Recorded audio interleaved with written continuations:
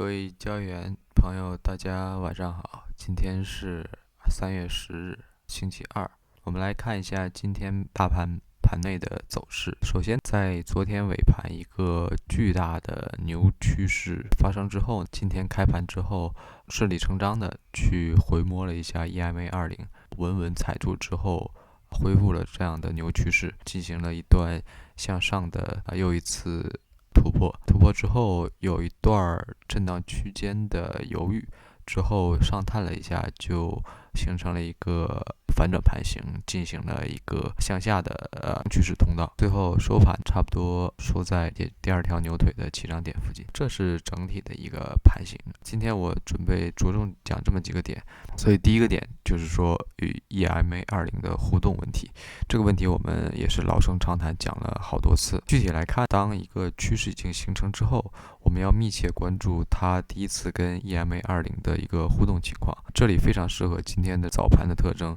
当我们的盘面有大阴线想要从上之下下穿 EMA20之后，很快就会有阳线把价格拉回到 EMA20顺趋势那一侧，也就是上方，并且我们看这根形成的大阴线，它的下方这个低点也从未被突破过。这样的盘形就是明显的一个牛趋势之后的回踩 EMA20的回调。我们其实这样的单子比较好做，因为你可以从回归 EMA20的顺趋势一侧的那一方挂现价的顺势单，比如说这里你可以挂一个现价多单，或者直接在这里挂现价多单也是 OK 的，或者你想通过牺牲一定的盈亏比换取一定的胜率，在这个上方挂现价多单也是 OK 的。不过我想说的是，如果你想早一点进入这样的第二条牛腿的盈利状态，你可以比较激进一点的去挂一个现价多单，因为你这样会获得很好的盈亏比，你的止损就差不多放在回调这条腿的低点下方左右。当然不是说所有的这样的大涨之后的回调至 EMA20都是以重新回归趋势为结束，很多也就是直接下来了。但是那样你可以看到，这里它突破一个 lower low 之后，你的很小的止损就被打到了，你并不会亏损特别多。所以这是我想谈的第一个问题，一定要密切关注第一次与 EMA20的互动。我要讲的第二个问题是一个楔形三推之后的走势问题。我们可以看到，这是明显的在第二条牛腿抬到比较高的地方之后，大盘进行了一段犹豫的走势。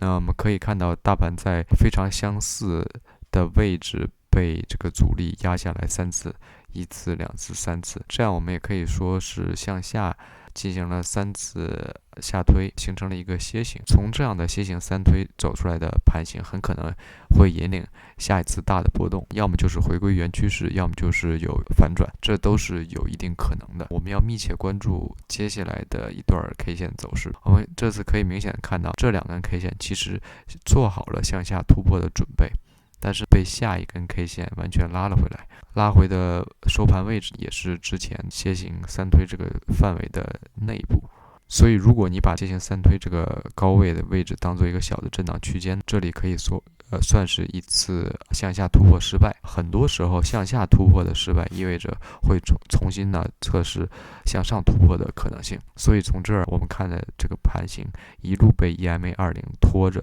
达到了另一个高点，刚好是楔形三推范围的向上翻一倍距离，也就是买准目处。所以这就是我今天想讲的第二点，要密切关注有些盘形之后的突破方向，要注意这个假突破以及反向突破的这种例子。第三个点我想讲的就是这个今天我在盘内做单时候犯的一个巨大的错误，我很久没有犯这样的错误了。今天也是因为起来的比较晚，错过了第一波大牛市稳稳的盈利的部分，所以心态比较急躁。我犯了什么样的错误？其实当我看到这3根 K 线的时候，我知道这可能是要引领一次主趋势的反转盘形，我判断的也是非常准确，所以我很着急的在阴线的下方挂了这个空单空单挂了之后，我们看到了这个有明显的上翻 EMA20的这个动作，当时的我就有些许急躁了，但是我知道我们的这个高点位置还没有被向上突破，所以可以持有更久一些。我一直持有到这根阴线生成之后，但是如果今天有做盘内的小伙伴有印象，可以知道在下一根 K 线的初始的时刻，它是向上挑了一个非常大的阳线，跟这根阴线形成了一个类似于回踩20的这样的 K 线对儿，加上前几次这种回踩的重新返回20之上的这种情况的存在，我当时也是鬼使神差的在这里就把空单走掉了。我刚一走掉，马上就迎来了这根惊喜 K 线，一根大阴线直接带到了下方。这个时候我就有点 FOMO 了，因为我潜意识里认为这是自己应得的，因为我的判断就是说这里会有一个主趋势反转，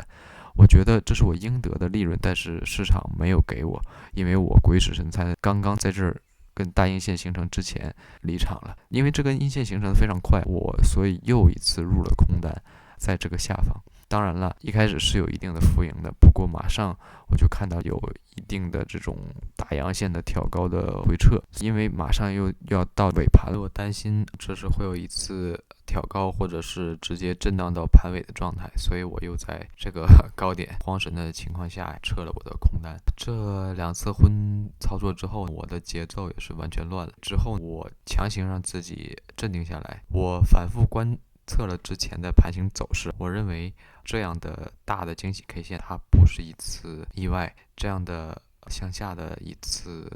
主趋势反转，它的存在是完全符合逻辑的，因为前期已经推了3次，而且已经经历了2次非常强势的牛趋势，所以第3次的这样推到一个顶点的这样的反转，很可能在短期存在一次大的深度的回调。我反复在心里想了几次我这个逻辑，我认为没有错误，所以我还是想在一个合适的地方，在尾盘再次进一次空单，认证一下我这个逻辑。但是这里我让自己不那么着急，而是去选择一个相对比较好的入场点。我觉得比较好的位置就是下一次与 EMA20的互动，所以我选择入场的位置差不多是在这里，也就是在这根 K 线还未完全形成的时候，刚刚在接触了 EMA20之后向下拉下阴线的状态刚开始的位置，我入了空单，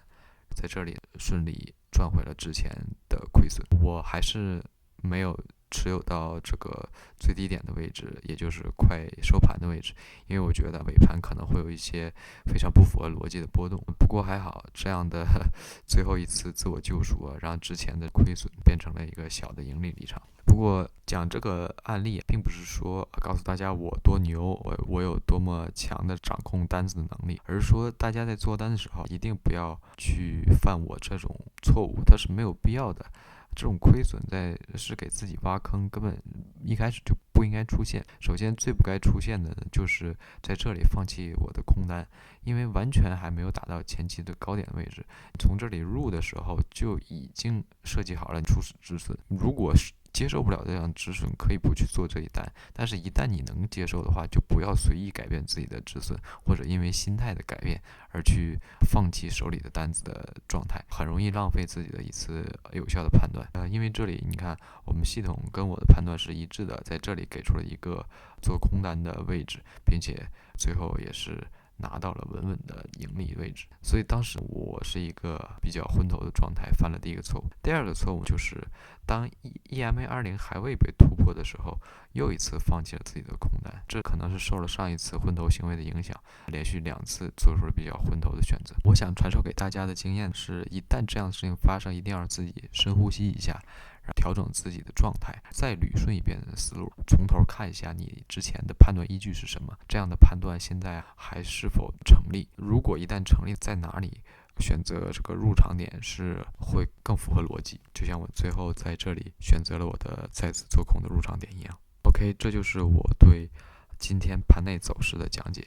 我们再来看一下日线图。我们昨天已经跟大家讲过了，说昨天这根大阳线的形成是因为在震荡区间的下沿，相对于卖出，大家更愿意买入。而我昨天的视频里也讲到，这里的低点很可能最近的一个 slow， 如果要再次攻击的话，很可能再次拉上一根大阳线，去把这里的流动性扫掉，再进行一次上涨，或者直接就从这里涨上去了，这都是可能的。然后我们再看最近的几次明显的被 EMA20拒绝的这种盘形，说明现在的这个震荡的状态还没有完全结束，大家还是比较保守的。每次到 EMA20的状态下呢，想要卖出的人